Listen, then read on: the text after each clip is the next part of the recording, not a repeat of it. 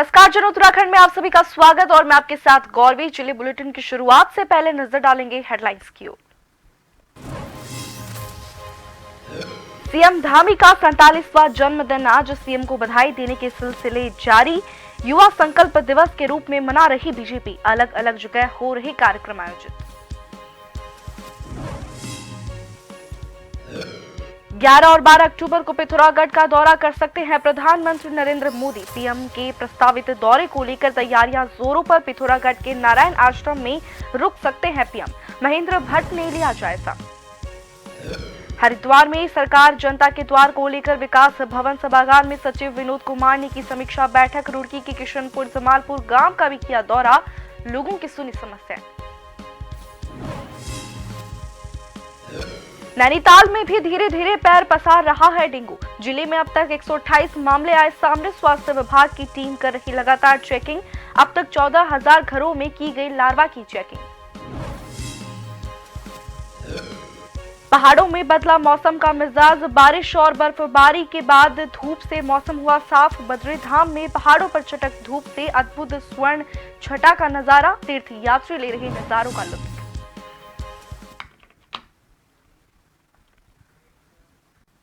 अब खबरें विस्तार से। मुख्यमंत्री पुष्कर सिंह धामी का आज जन्मदिन है। धामी का जन्म 16 सितंबर 1975 को पिथौरागढ़ जनपद में हुआ था। बता दें कि बीजेपी सीएम का जन्मदिन आज युवा संकल्प दिवस के रूप में मना रही है। वहीं मुख्यमंत्री के जन्मदिन पर शहर में अलग अलग जगहों पर कई कार्यक्रम आयोजित किए जा रहे हैं।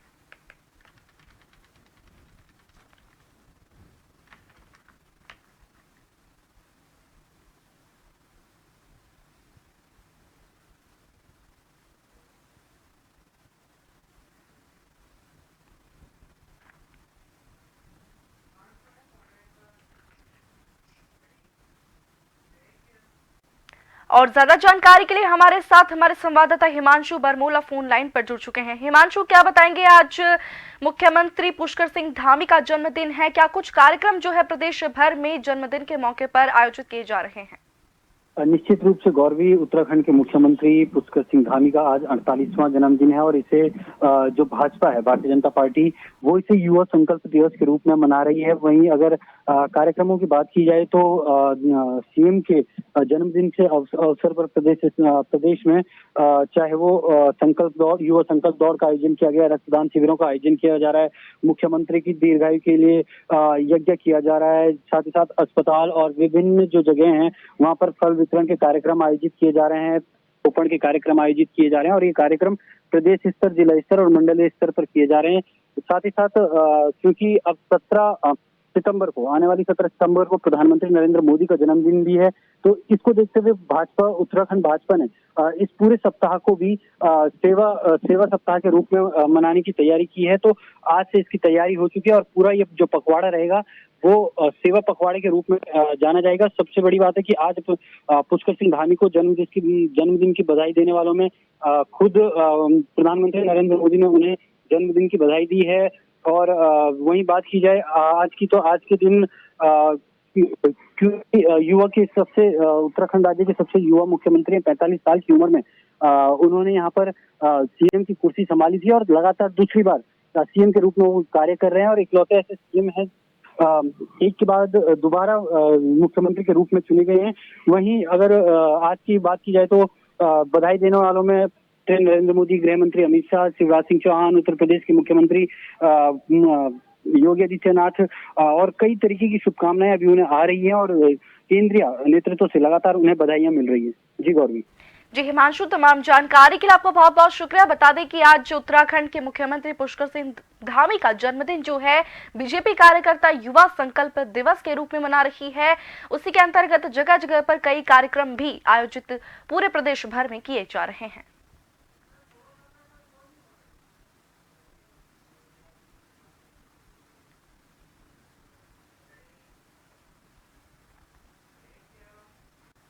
प्रधानमंत्री नरेंद्र मोदी 11 और 12 अक्टूबर को उत्तराखंड के पिथौरागढ़ का दौरा कर सकते हैं। हालांकि अभी उनका आधिकारिक कार्यक्रम नहीं आया है, लेकिन पार्टी ने तैयारियां तेज कर दी है। प्रधानमंत्री मोदी पिथौरागढ़ के नारायण आश्रम में रुक सकते हैं। प्रस्तावित दौरे के मद्देनजर बीजेपी प्रदेश अध्यक्ष महेंद्र भट्ट ने पिथौरागढ़ पहुंचकर नारायण आश्रम का जायजा लिया। महेंद्र भट्ट ने बताया कि प्रधानमंत्री मोदी 11 अक्टूबर को धारचूला के नारायण आश्रम पहुंचेंगे।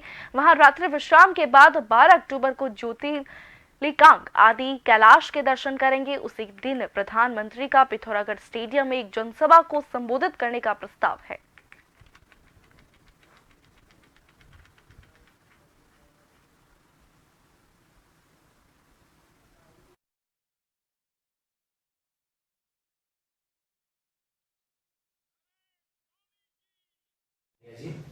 सभा में उस कार्यक्रम में अधिकतम संख्या में उपस्थित हो, ये मेरा नैतिक कर्तव्य है, जिसके नाते मैं यहाँ हूँ। जहाँ तक क्योंकि प्रधानमंत्री नहीं, हमारे तो जितने भी मंत्री, केंद्रीय मंत्री हैं, वो सीमांत क्षेत्र गए हैं और जो सीमांत क्षेत्र के गाँव हैं उनके विकास के लिए जो योजनाएं बनी हम सबके सम्मुख हैं। उत्तराखंड के अंदर पार्टी पूरी तरह इंचार्ज है, लेकिन जब प्रधानमंत्री मोदी का नेतृत्व आता है तो उत्तराखंड के हमारी 5 लोकसभाओं के अंदर पिछली बार से ज़्यादा मार्जिन से जीतने का हमको उसका अवसर मिलेगा। विनोद कुमार सुमन, सचिव सामान्य प्रशासन विभाग, उत्तराखंड शासन की अध्यक्षता में सरकार जनता के द्वार के अंतर्गत विकास भवन सभागार में भारत और राज्य सरकार की फ्लैगशिप और अन्य विभागीय योजनाओं के संबंध में एक विस्तृत समीक्षा बैठक आयोजित की गई। बैठक में हरिद्वार के सभी आला अधिकारी शामिल रहे। विनोद कुमार सुमन ने अधिकारियों से कहा कि हरिद्वार विकास के कई क्षेत्रों में इस समय देश में नंबर 1 पर है। आपको इन्हें नंबर 1 बरकरार रखते हुए अन्य क्षेत्रों में भी नंबर 1 पर आना है। उन्होंने अधिकारियों को प्रधानमंत्री फसल बीमा योजना में जनपद हरिद्वार को प्रथम स्थान प्राप्त होने पर बधाई भी दी। वहीं सचिव सामान्य प्रशासन विभाग विनोद कुमार सुमन ने जनपद के क्षेत्र भ्रमण के अंतर्गत रुड़की के किशनपुर जमालपुर गांव का दौरा किया और गांव वासियों का हालचाल जानते हुए उनकी समस्याओं का समाधान किया।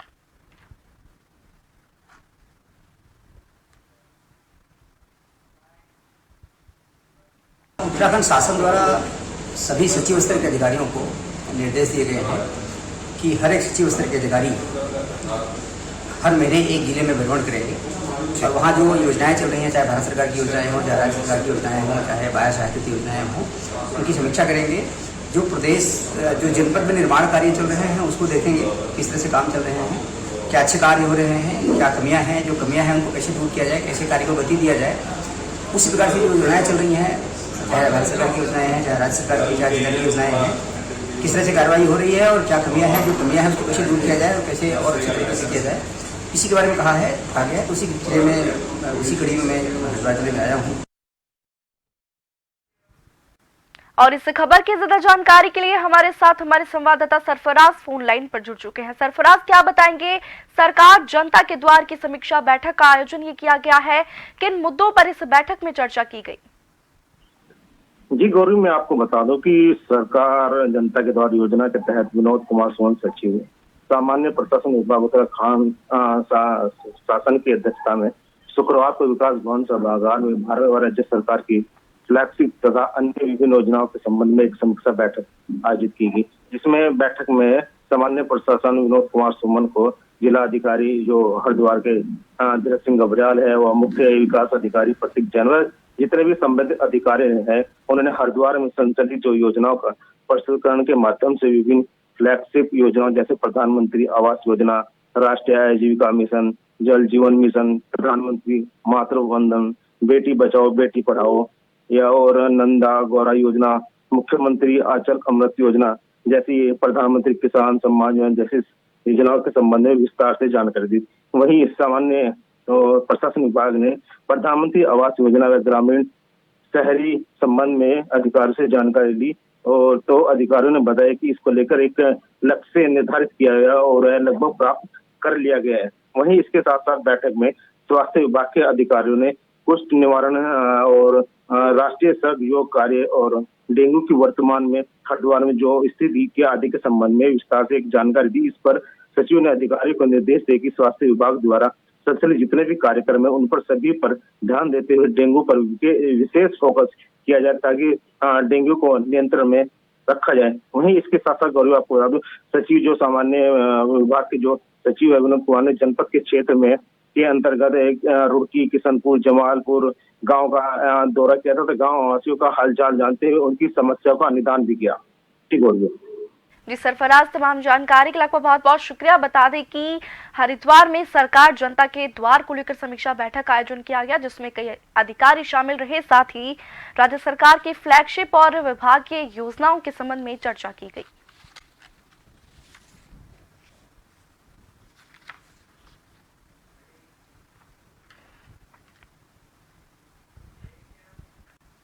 लोकसभा चुनाव की तैयारियों में भाजपा पूरी तरह से जुट गई है। हल्द्वानी में आज बीजेपी के द्वारा नैनीताल जनपद के सोशल मीडिया वॉलंटियर्स का सम्मेलन आयोजित किया गया, जिसमें जनपद की प्रभारी मंत्री रेखा आर्य, प्रदेश संगठन महामंत्री अजय कुमार और जिलाध्यक्ष प्रताप बिष्ट समेत पार्टी के तमाम नेता मौजूद रहे। इस दौरान प्रभारी मंत्री रेखा आर्य ने कहा कि सोशल मीडिया आज तक सशक्त माध्यम बनता आ रहा है। खास तौर से राजनीतिक दलों के लिए इसका काफी महत्व है, क्योंकि संगठन और सरकार अपने कार्यों को जनता के बीच सोशल मीडिया के माध्यम से भी लेकर आती है। कई ऐसे लोग हैं जो कि सोशल मीडिया के माध्यम से भी प्रदेश सरकार के कामकाज को देखते हैं, पर उसी से चुनाव में आंकलन भी करते हैं। ऐसे में सोशल मीडिया में कैसे हम अपने आप को मजबूत कर सके, इसको लेकर सोशल मीडिया वॉलंटियर्स के साथ बैठक आयोजित की गई।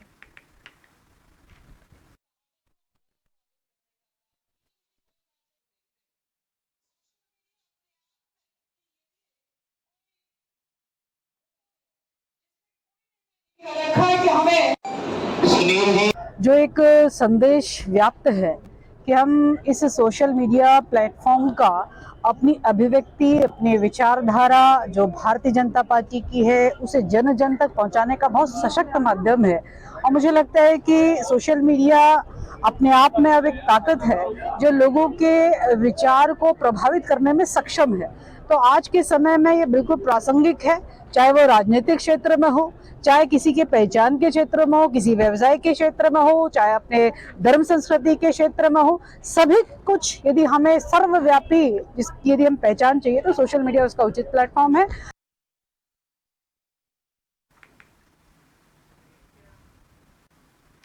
पहाड़ों में मौसम का मिजाज कुछ अलग ही अंदाज में दिखाई दे रहा है। कभी जोरदार बारिश तो कभी ऊंची चोटियों में बर्फ के नज़ारे भी। पहाड़ों में अब मौसम काफ़ी अच्छा साफ हो चुका है, जिस कारण पहाड़ियां दूर से ही देखने पर बेहद खूबसूरत दिखाई देने लग गई है। खास बात यह है कि भगवान बद्री विशाल जी के धाम में चटक धूप खिली हुई है, जिस कारण तीर्थयात्री भगवान बद्री विशाल के धाम में काफ़ी अच्छा आनंद महसूस कर रहे हैं। वहीं धाम की ऊंची चोटियां मौसम साफ होते ही दूर से ही बेहद खूबसूरत दिखाई देने लग गई है। धाम के पास नीलकंठ महादेव का विशालकाय पर्वत मौजूद है, जो कि नीलकंठ पर्वत अपने आप में बेहद खूबसूरती बयां करता है। अभी भी नीलकंठ पर्वत पर कई फीट बर्फ की चादर बिछी हुई है।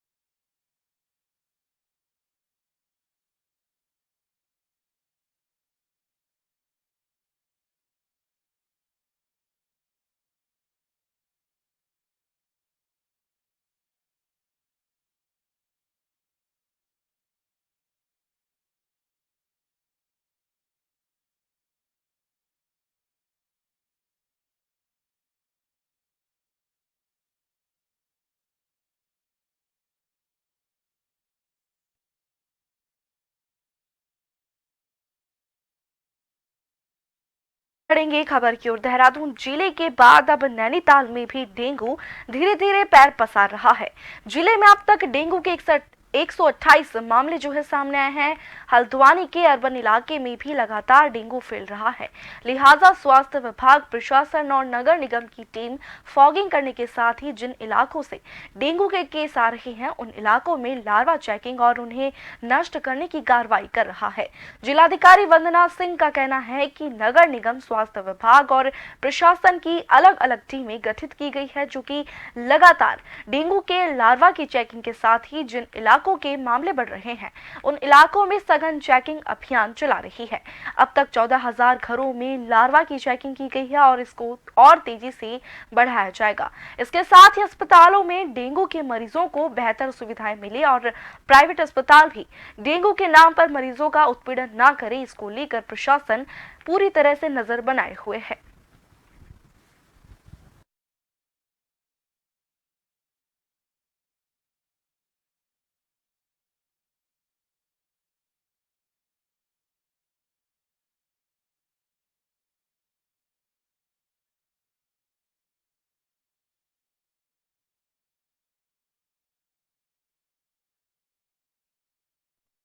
के केसेस बढ़ रहे हैं, उसके लिए हम लोगों ने सभी विभागों के साथ समन्वय बैठक करी है। पूर्व में भी इसमें विभागों को दिशा निर्देश दिए गए थे। अभी वर्तमान में स्वास्थ्य विभाग के पास जनपद में बेड्स की कोई इशू नहीं है और प्लेटलेट्स या ब्लड का किसी भी प्रकार का कोई इशू नहीं है। लगभग 168 केसेस हमारे कल तक थे। यहाँ पर एक डेथ का केस हुआ था। कोई बड़े क्लस्टर्स हमारे डेवलप नहीं हुए हैं डेंगू के या किसी अन्य प्रकार के। पिथौरागढ़ जनपद के तमाम गांवों में लंबे समय से अवैध तरीके से भांग की खेती की जा रही थी। पूर्व में ग्रामीण क्षेत्रों की पुलिस व्यवस्था राजस्व विभाग के पास होने से राजस्व विभाग इस पर ध्यान नहीं देता था। जब से राजस्व गांव रेगुलर पुलिस के जिम्मे आई तब से पुलिस अवैध भांग की खेती को नष्ट कर रहा है। गांवों में भांग की खेती होने से भांग से चरस बनाकर अवैध तरीके से बेचने का धंधा करने के साथ गांवों के युवा भी नशे के आदी हो रहे थे। पुलिस ने अभी तक कई गांवों में भांग की खेती को नष्ट करने का अभियान शुरू किया है।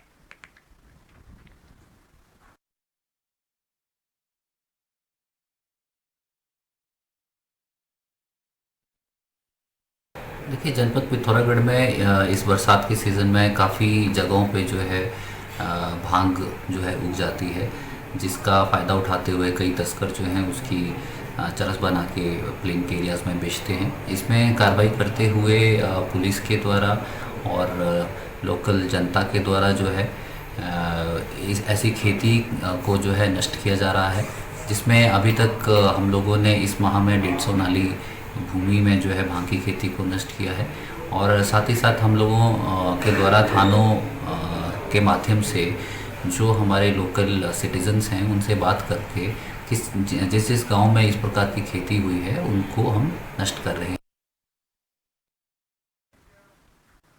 कोटद्वार में छात्रों के दो गुटों के बीच हुए खूनी संघर्ष और आगामी छात्र संघ चुनावों को देखते हुए एसएसपी पौड़ी श्वेता चौबे ने अपने अधीनस्थों को अलर्ट रहने के निर्देश दिए हैं। पौड़ी में अपराध मीटिंग के दौरान एसएसपी ने खासकर कोटद्वार, पौड़ी और श्रीनगर छात्र संघ चुनावों को लेकर थाना प्रभारियों के साथ ही क्षेत्राधिकारियों और एलआईयू को भी मुस्तैदी के साथ ड्यूटी करने के निर्देश दिए हैं ताकि छात्र संघ चुनाव शांतिपूर्ण तरीके से संपन्न कराए जा सके।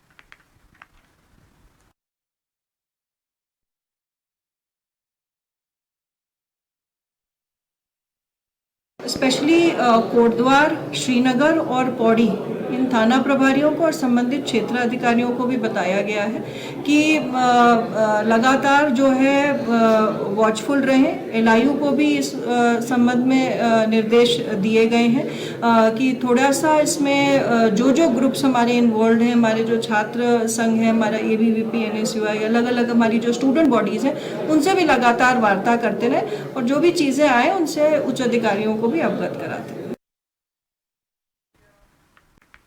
राजकीय महाविद्यालय नागनाथ पोखरी के छात्र नेताओं के द्वारा अपनी कई मांगों को लेकर विगत 5 दिनों से आमरण अनशन शुरू किया गया था, जिसके बाद छात्र नेताओं के स्वास्थ्य में काफी गिरावट आ गई थी, जिसको लेकर पोखरी के एसडीएम संतोष कुमार पांडे छात्र नेताओं से वार्ता करने के लिए पहुंचे, लेकिन 2 ही मांगों पर वार्ता हो पाई। वहीं जब एसडीएम पांडे वार्ता विफल होने के बाद वापस लौटे तो दोपहर 3 बजे पुलिस प्रशासन के द्वारा 2 छात्र नेताओं को अस्पताल में भर्ती कराया गया, जहां पर डॉक्टरों का कहना है कि दोनों अनशनकारियों के स्वास्थ्य में काफी गिरावट आई है, जिनका उपचार किया जा रहा है। उधर छात्र नेताओं का कहना है कि जो 2 लोग अस्पताल में भर्ती हैं, उनकी जगह पर 2 छात्र फिर से आमरण अनशन पर बैठ गए हैं। छात्रों का कहना है कि जब तक उनकी मांगे पूरी नहीं हो जाती तब तक ये धरना प्रदर्शन जारी रहेगा।